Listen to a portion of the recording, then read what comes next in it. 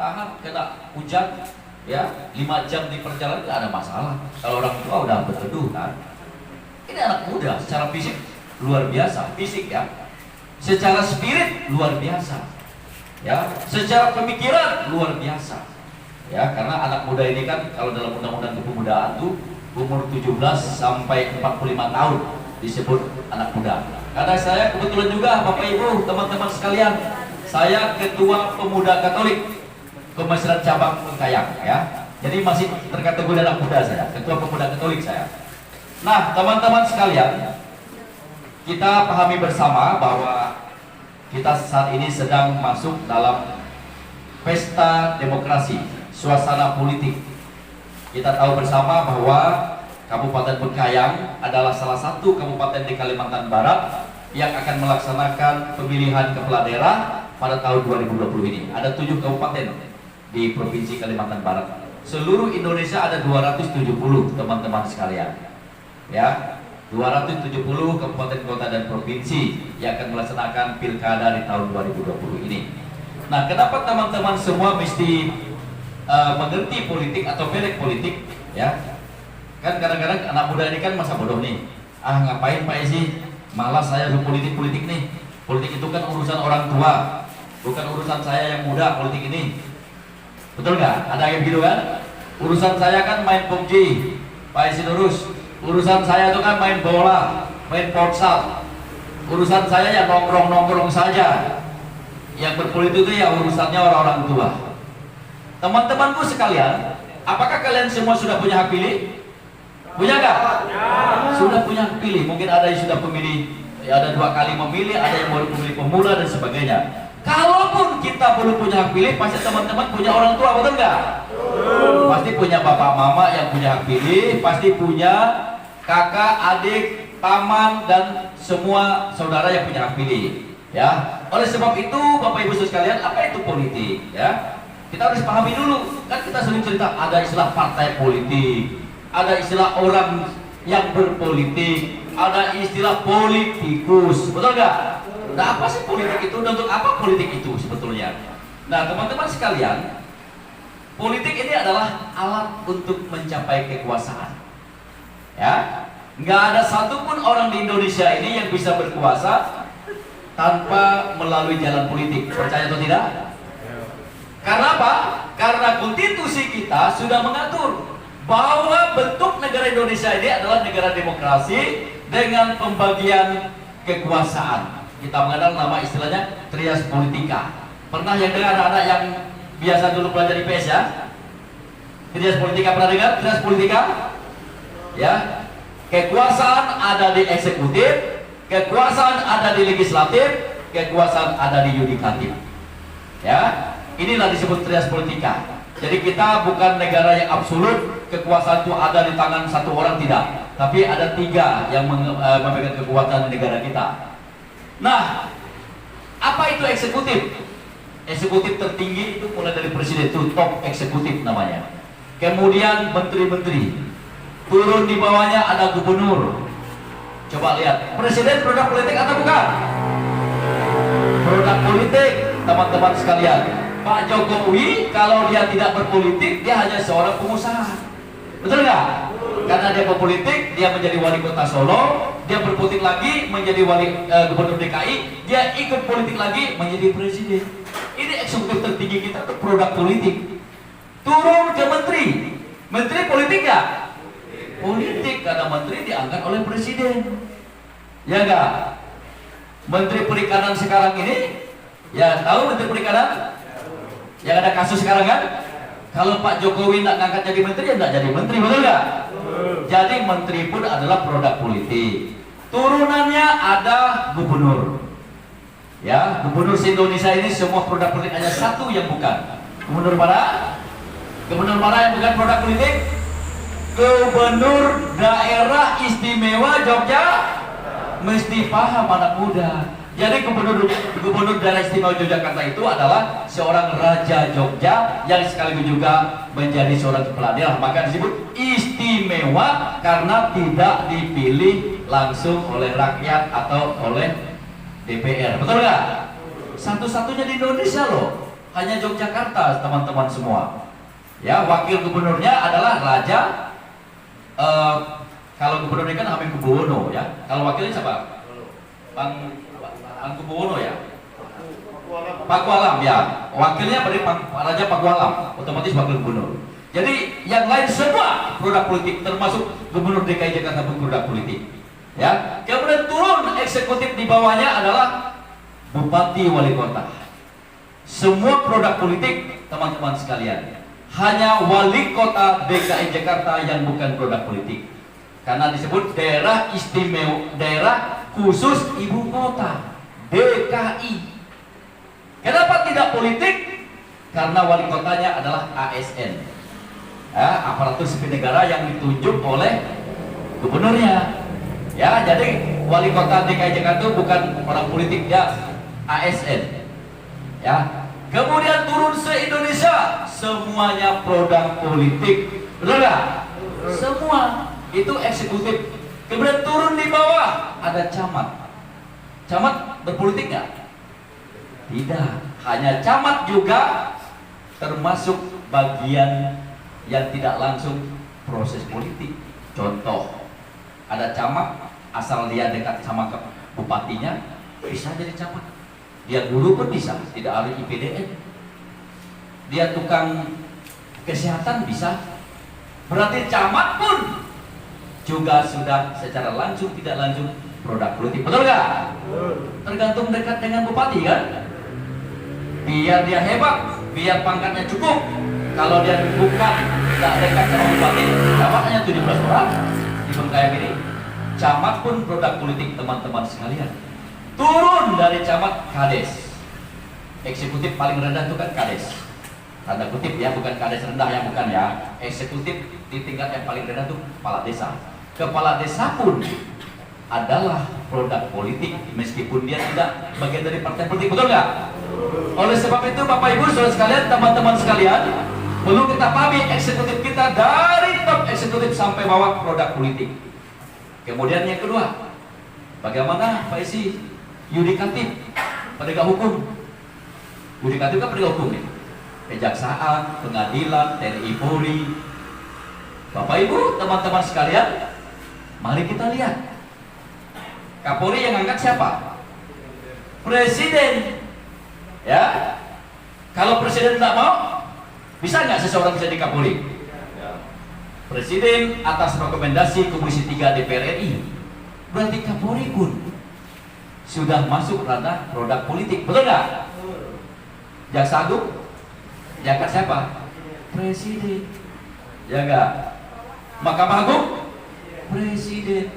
Kapolri mengangkat Kapolda, Kapolda bukan Kapolres, Kapolres bukan Kapolsek, Kapolsek Babin Kamtimas, atas sampai bawah, secara tidak langsung juga produk politik. Paham ya? Ini yudikatif kita. Apalagi bicara legislatif, Bapak Ibu, teman-teman sekalian. Legislatif otomatis semua adalah produk politik, betul nggak? DPR RI, DPD, DPR provinsi, DPR kabupaten kota, produk politik. Inilah yang disebut dengan yang Bung Jimet tadi katakan pembagian kekuasaan kita. Trias politika, 3 kekuasaan. Inilah kita berpolitik adalah untuk merebut kekuasaan. Nah, pilkada Bengkayang adalah kita bicara tentang merebut kekuasaan eksekutif, betul? Betul ya? Betul. Nah, kekuasaan itu untuk apa, teman-teman sekalian? Ahok mengatakan dalam bukunya, saya berpolitik agar saya bisa membantu sebanyak mungkin orang. Itu kata Ahok. Awalnya saya tidak mengerti apa maksud Ahok ini. Begitu saya dalami, karena politik adalah jalan menuju kekuasaan. Dengan berkuasa, maka orang menjadi penentu kebijakan. Dengan menjadi penentu kebijakan, maka diharapkan kebijakan yang dibuat adalah kebijakan yang berpihak kepada orang banyak. Maka politik untuk kekuasaan, kekuasaan untuk kesejahteraan bersama. Artinya tujuan mulia daripada berpolitik adalah untuk mencapai kesejahteraan bersama. Kata kuncinya kesejahteraan, teman-teman sekalian. Tapi Pak Isi, kenyataannya kok banyak yang kita lihat kebalikannya. Saya tidak pungkiri teman-teman, Karena kebanyakan kita berpolitik hanya untuk mencapai kekuasaan. Begitu sampai pada kekuasaan, bingung. Apa yang terjadi? Menyalahgunakan kekuasaan, menyelewengkan kekuasaan. Pada kekuasaan yang diberikan oleh rakyat, harus dari rakyat, oleh rakyat, dan untuk rakyat. Kekuasaan untuk apa? Untuk mewujudkan kesejahteraan bersama.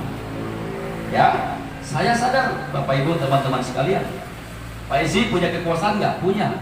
Rakyat berikan saya kekuasaan, saya pimpinan DPRD, saya tekan APBD. Begitu APBD itu tidak sesuai peruntukan dengan tidak pro rakyat, saya katakan saya tidak mau. Ya, saya kemarin, teman-teman sekalian, nanti saya akan bicara sedikit kondisi Bengkayang. Satu-satunya fraksi yang pernah menolak APBD perubahan tahun 2017, PDI Perjuangan. Saya ketua fraksinya, boleh cek di DPRD. Masih ada rekam-rekam rapatnya. Kenapa saya menolak APBD perubahan? Karena menurut saya banyak kebijakan yang dilakukan oleh pemegang kebijakan tidak sesuai, tidak pro rakyat. Saya ambil sikap, teman-teman sekalian. Kita menolak, meskipun tetap jalan karena di DPRD adalah politik kolegial, betul ya Bung ya? Kalau hanya satu fraksi nolak, fraksi lain menerima, ya tetap jalan. Tapi setidaknya sikap saya sudah saya tunjukkan. Nah, politik untuk kekuasaan, kekuasaan untuk kesejahteraan rakyat. Nah, sekarang kesejahteraan rakyat bisa terwujud dengan cara apa, teman-teman? Dengan cara pembangunan. Tanpa pembangunan maka tidak mungkin tercapai kesejahteraan rakyat. Apakah pembangunan di bidang infrastruktur atau fisik, pembangunan bidang ekonomi, pembangunan bidang kemanusiaan. Ya enggak? Contoh, Anda jalan putus, kalau kita biarkan jembatan itu putus, bisa terbangun nggak? Bisa tersambung nggak? Tidak. Maka harus dibangun. Jalan yang jelek kalau kita biarkan terus menerus bisa bagus nggak? Nggak bisa. Harus dibangun. Makanya program Pak Jokowi ada istilahnya program Nawacita.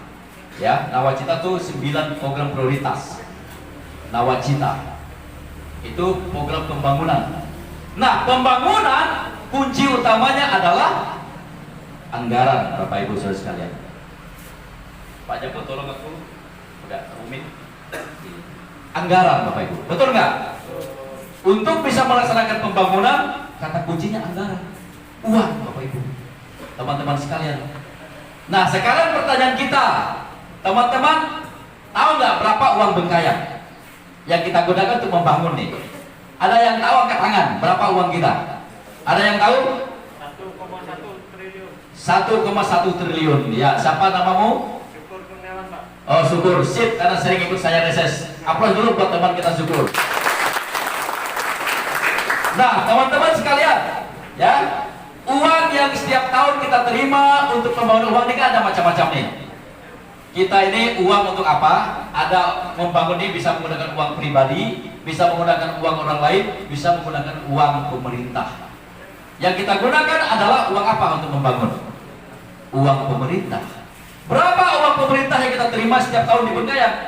Tidak lebih dari 1,1 triliun, malah tahun 2021 turun 1,013 triliun. Inilah uang kita. Uang ini 97%-nya berasal dari dana transfer atau dana kiriman dari pusat. 3%-nya dari pendapatan asli daerah kita, pajak kita, distribusi dan sebagainya. 3%. Artinya apa? Kabupaten Bengkayang hari ini masih sangat amat tergantung dari pemerintah pusat. Betul nggak? Nah, uang kita yang 1 triliun ini untuk apa saja, Presi? Ini baru sisi pendapatan. Dalam APBD ini ada 3 komponen, teman-teman semua: pendapatan, belanja, dan pembiayaan. Nah, uang ini belanja untuk apa, Pak? 60% uang kita habiskan untuk belanja operasional namanya. Apa itu belanja operasional? Bayar gaji pegawai. Misalnya gaji pegawai 1 tahun itu udah 445 miliar. Honor itu kurang lebih 56 miliar. Ya, habislah 60% pendapatan kita untuk operasional. Belanja habis pakai atau belanja tidak langsung. Sisanya itulah ada ADD, alokasi dana desa. Itulah ada untuk kita hibah bansos. itulah ada belanja modal atau belanja infrastruktur. Nah, berapa belanja infrastruktur kita? 17% kurang lebih, Bapak Ibu teman-teman sekalian. Coba bayangkan, dari 1 triliun 17%-nya untuk infrastruktur. Ya, yang masuk di dinas PU berapa PSI? Bidang KPU-an ini kurang lebih tahun 2021 83 miliar. Coba kita bayangkan 83 miliar ini kita harus ngurus Bengkayang 122 desa 2 kelurahan, 17 kecamatan, luas kita 5.300 km persegi. Contoh, kita mau bangun jalan dari Lumar Lembah Bawang 30 kilo lebih jaraknya. Sementara perencanaan pemerintah untuk bangun jalan 1 km jalan layak disebut statusnya layak itu 1 miliar 1 kilometer. Nah, bisa bayangkan kan? Inilah Bapak Ibu keadaan kita, anggaran kita. Nah, apa yang akan kita lakukan di tahun 2020 ini? Bagaimana kondisi daerah ini, daerah yang terpuruk ini, daerah yang sulit ini, kita mencari solusinya dengan yang pertama-tama menghadirkan pemimpin yang mampu melakukan terobosan, terutama terobosan soal anggaran. Karena memang persoalan Bengkayang sangat minim anggaran kita. Nah, apa sih hadiahnya jika seorang kepala daerah memenangkan sebuah kontestasi? Apa hadiahnya? Hadiahnya adalah menguasai APBD. Betul nggak? Siapa yang menang hadiah daripada pesta demokrasi ini kan mengangkat piala APBD. Betul nggak? Kan seorang kepala daerah kan kuasa pengguna anggaran. Ya, jadi eksekutif itu kuasa pengguna anggaran. Dia berkuasa atas APBD. Nah, bayangkan sekarang masa jabatan bupati 2020 ini kan dilantik 2021. 2024 nanti akan ada pilkada lagi, berarti hanya 3 tahun. Katakanlah APBD Bengkayang 1 triliun, 1,1 triliun, 3 tahun berapa? Bisakah menyelesaikan persoalan daerah ini? Tidak bisa, Bapak Ibu sekalian. Oleh sebab itu, siapapun kepala daerah Bengkayang, kalau hanya mengandalkan uang yang dikirim dari pusat, maka tidak bisa berbuat banyak. Apakah dia bergelar profesor, doktor, insinyur, apapun gelarnya, karena persoalannya adalah anggaran. Oleh sebab itu, yang perlu dilakukan adalah, karena sumber pembangunan daerah ada 3, Bapak Ibu saudara sekalian. 1, ada APBD kabupaten atau APBD 2 istilahnya. 2, ada APBD provinsi atau APBD 1. 3, ada APBN. Selama ini Kabupaten Bengkayang kita tidak mampu menurunkan anggaran yang bersumber dari APBD provinsi dan APBN. Inilah problem kita. Kenapa kita tidak bisa PSI? Tanyalah pada rumput yang bergoyang. Menurut saya kita perlu lihat juga dinamika politik nasional. Sekarang siapa yang berkuasa di pusat? Siapa yang punya kekuasaan anggaran di atas? Ini penting Bapak Ibu. Inilah yang saya katakan, inilah sistem ketatanegaraan kita. Ya, jadi perlu kita pahami. Inilah problem Bengkayang. Anggaran kita tidak memadai untuk menyelesaikan persoalan yang begitu banyak ini. Oleh karena itu Bapak Ibu, kenapa kita mesti memilih pasangan Kajot Carlos? Penting kan pertanyaannya kan? Betul nggak? Teman-teman sekalian, ya kaum muda, kaum milenial harus tahu apa sih istimewanya pasangan Kajot Carlos dari pasangan yang lain, betul nggak? Jangan-jangan sama aja, betul nggak? Kan mesti kita tahu nih, kalau orang tanya ke teman-teman, kenapa sih kalian memilih Kajot Carlos? Kalian harus tahu jawabannya, ya. Nah, pertama teman-teman sekalian, kenapa kita mesti pilih Kajot Carlos? 1, karena pasangan ini pasangan yang ideal. Kenapa saya katakan ideal? Karena Pak Kajot berlatar belakang seorang politisi, Pak Dr. Carlos Japara berlatar belakang seorang birokrasi. Saling melengkapi. Coba lihat di antara 4 pasangan itu, semuanya politisi-politisi, betul nggak? Nomor 1 politisi-politisi, nomor 2 pengusaha-pengusaha, nomor 3 politisi birokrasi, nomor 4 politisi-politisi. Ibarat tim sepak bola, kalau semuanya striker, nggak ada yang mau jadi back, nggak ada yang mau jadi gelandang, bahkan nggak mau jadi kiper, gimana? Nah, inilah 1. Pak Kajot sebagai seorang politisi pernah menjabat ketua DPRD. Beliau juga Ketua Dewan Adat Dayak Kabupaten Bengkayang, penanggung jawab daerah posisinya. Pak Wakilnya adalah seorang birokrasi, seorang dokter. Kalau dokter, siapa yang bilang dokter tidak pintar, Bapak Ibu? Apalagi magister kesehatan, tidak diragukan lagi. Prestasi Pak Dr. Carlos sangat luar biasa. Ya, terakhir bagaimana dia meningkatkan layanan rumah sakit Abdul Aziz menjadi layanan rumah sakit prima bintang 5. Dan yang bisa mengurus PNS hanyalah orang yang pernah jadi PNS, betul nggak? Ini penting. Karena tugas wakil bupati adalah pengawasan. Makanya saya katakan pasangan ini ideal. Ya, dari sisi latar belakang.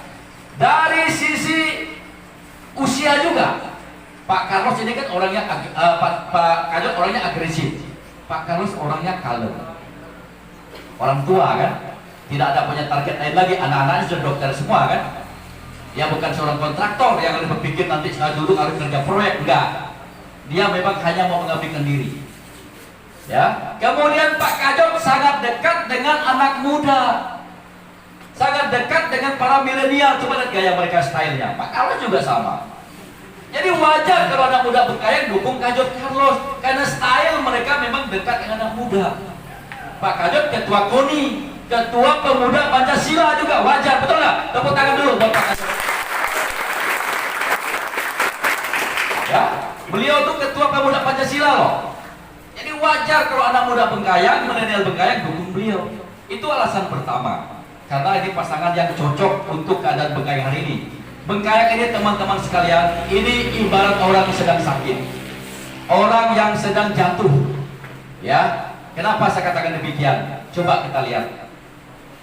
Bengkayang memecah rekor di Kalimantan Barat, baru Bengkayang yang kena tangkap OTT oleh KPK, kepala daerahnya. Semua bermasalah hukum. Kasihan kita. 2019 loss pembangunan di Bengkayang tidak ada. Anggaran sudah ada, tidak ada yang berani. Takut diperiksa semua. 2020 ini tidak ada yang dapat melaksanakan tugas. Tidak ada pembangunan kita. Kenapa? Karena kita tidak punya kepala daerah. Harusnya kepala daerah kita sampai 2021.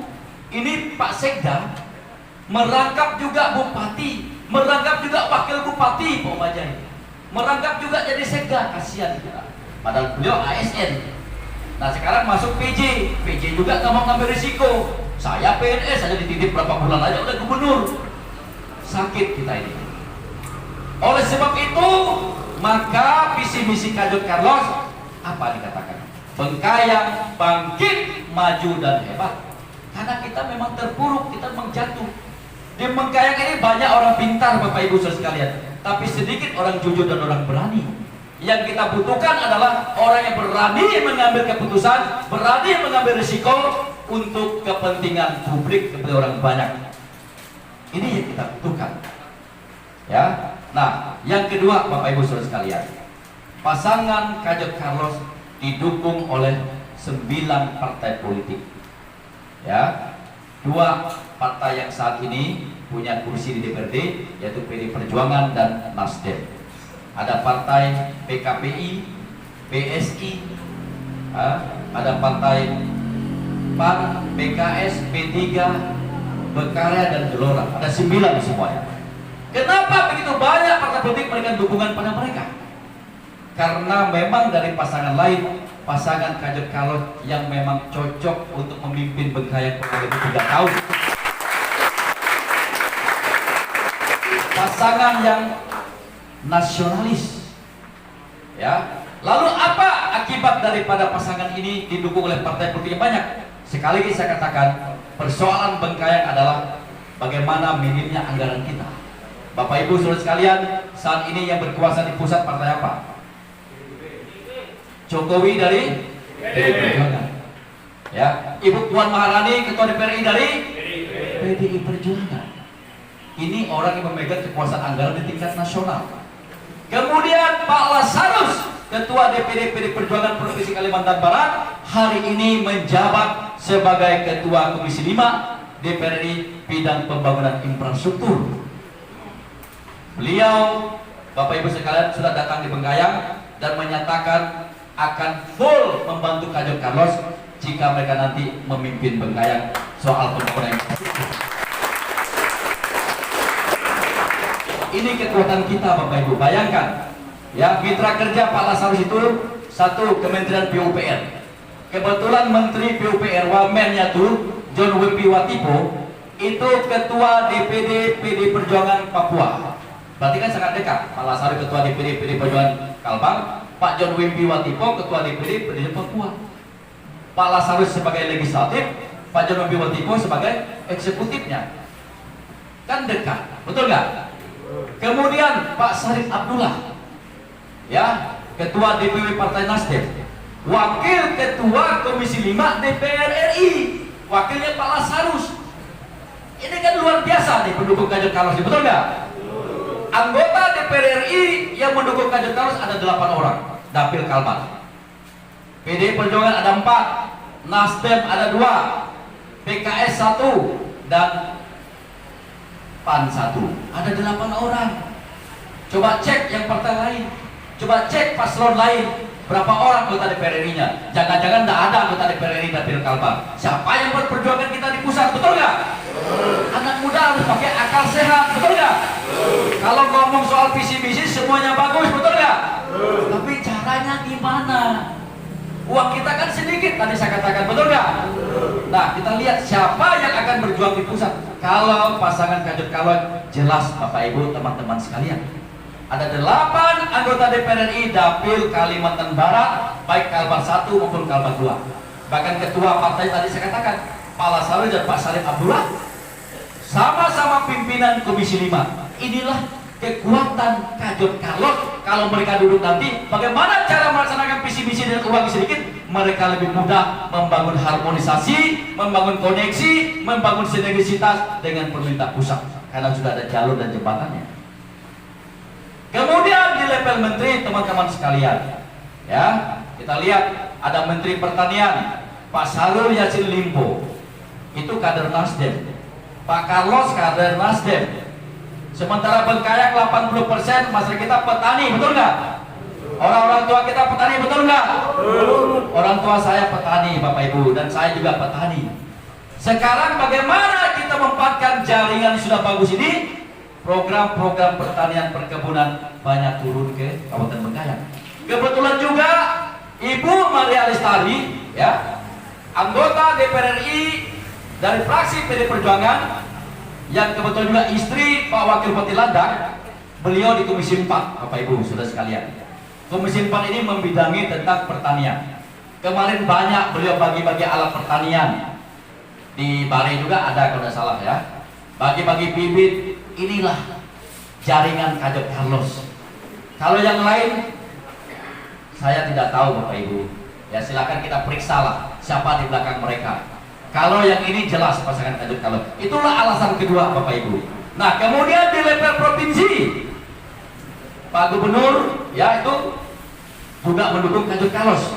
Kemudian Ketua DPR Provinsi Pak Kebing juga dari PD Perjuangan. Jadi pasangan ini dari pusat, provinsi, sampai daerah memiliki kekuatan kebijakan politik anggaran. Ini teman-teman, ya. Jadi kita mau ngomong bangun Bengkayang ini omong kosong.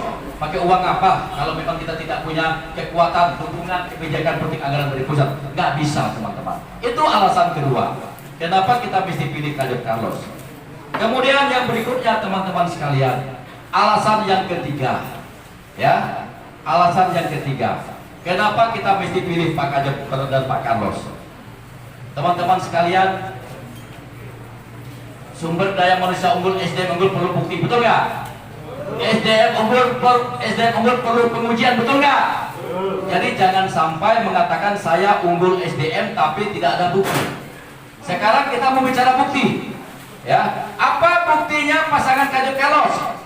Ketika Pak Kajot sebagai Ketua Dewan Adat Dayak, dia bisa membuat ikon yang membanggakan Bengkayang, Ramin Adat Ramin Bantang. Ini teman-teman sekalian, berapa banyak ketua DAD sebelumnya?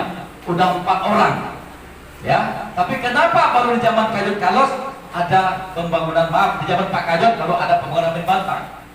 Ketika peladaan kita kemarin bermasalah hukum, Pak Kajot dengan kapasitasnya sebagai DAD, dia membantu. Selama di DPRD, Pak Kajot ada 3 perda yang menurut saya tidak banyak kita ketahui, yang memang itu zaman kepemimpinan Pak Kajot. 1. Perda nomor 08 tahun 2016 tentang usaha perkebunan berkelanjutan di Kabupaten Bengkayang, di mana plasma di dalam perda itu 30%, dan lainnya 20%. Ini zaman Pak Kajot. Kemudian kedua, perda nomor 04 tahun 2017, kalau saya tidak salah, tentang bantuan hukum kepada masyarakat yang tidak mampu. Itu sudah ada. Jadi kalau ada masyarakat tidak mampu, dia bermasalah hukum, pemerintah daerah wajib menyiapkan pengacaranya, ya, atau lawyer, ya, lawyer, bantuan hukum. Kemudian yang ketiga, perda nomor 0